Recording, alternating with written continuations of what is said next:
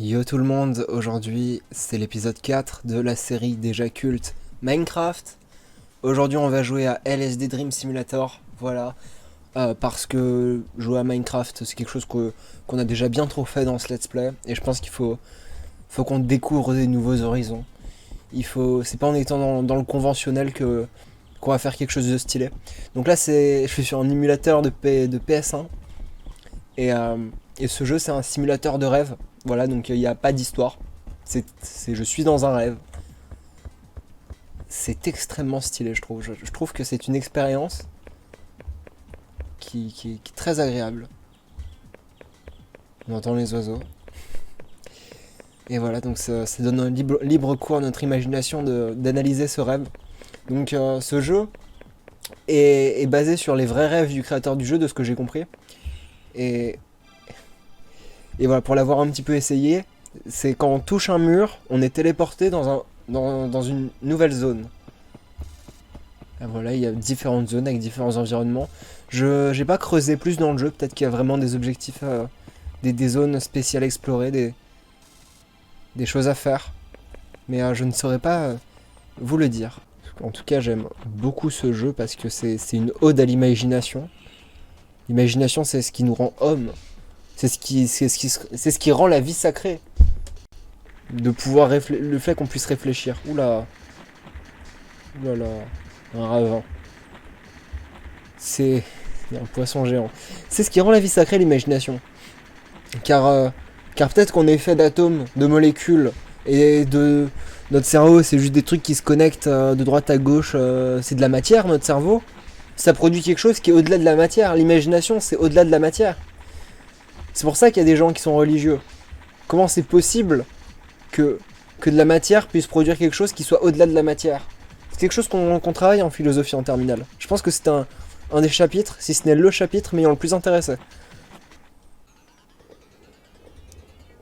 Et on se retrouve dans Zelda Breath of the Wild. Bah excellent, c'est mon jeu préféré. C'est parti. Là c'est la vallée des Gerudo, je crois. Petite blague, hein. Évidemment on ironise. L'OST, les bruitages sont complètement infâmes, je n'ai pas peur de le dire. Mais l'environnement est étonnamment stylisé, je trouve. Ça me fait très plaisir. Je trouve que les jeux, un peu comme ça, moches, qui rappellent les vieux jeux, parce qu'en fait c'est un vieux jeu, précisément, mais je trouve que les vieux jeux ont vraiment une aura très spéciale. Ça nous rappelle à chaque seconde de gameplay qu'on est dans un jeu. Voilà, à chaque fois que j'avance, tous les bruitages, tout l'éclairage, ça me rappelle que je suis dans un jeu.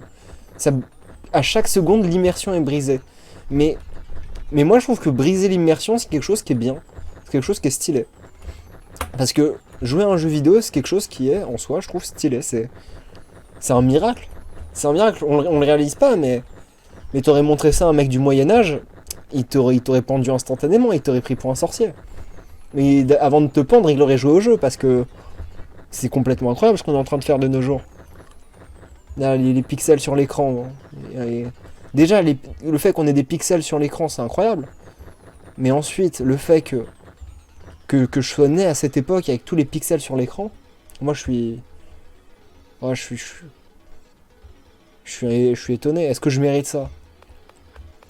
Oh là là. Oh, ce monde, il est horrible. Oh, ça brise les yeux. Je pense qu'on va vite partir, les amis.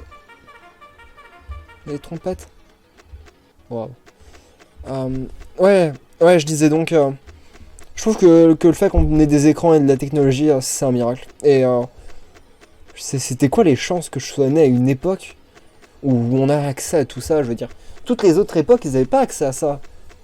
Comment j'ai fait pour naître à la meilleure époque? En plus, avec une santé impeccable, je suis un homme cisgenre, hétérosexuel, avec une parfaite santé mentale et physique. Non, vraiment, c'est super. Hein. Je vais me faire rouler dessus par un train. Où est le train? Il est là, le train. Chouchou. C'est incroyable, c'est incroyable. Non, vraiment, moi, le fait que j'ai une imagination, le fait que je sois né à la meilleure époque imaginable, bah après, je peux pas imaginer les autres époques parce que j'y étais pas, évidemment. Moi, ça me rendrait presque chrétien. Ça me rendrait pas chrétien, religieux, juste. Chrétien, j'ai des doutes. J'ai des doutes sur les religions qui sont connues, mais il y a peut-être un Dieu après tout. C'est la fin du deuxième rêve. Bon, la vidéo est un peu plus longue que d'habitude, mais je trouve qu'elle est très agréable. On va pas faire d'autres épisodes sur ce jeu. On va peut-être retourner sur Minecraft, peut-être pas. La surprise sera complète. C'est parti pour le jour 4. Je sais plus quoi dire, j'ai faim, donc je vais couper l'enregistrement, je vais aller chercher à manger. Bon appétit moi-même. Merci.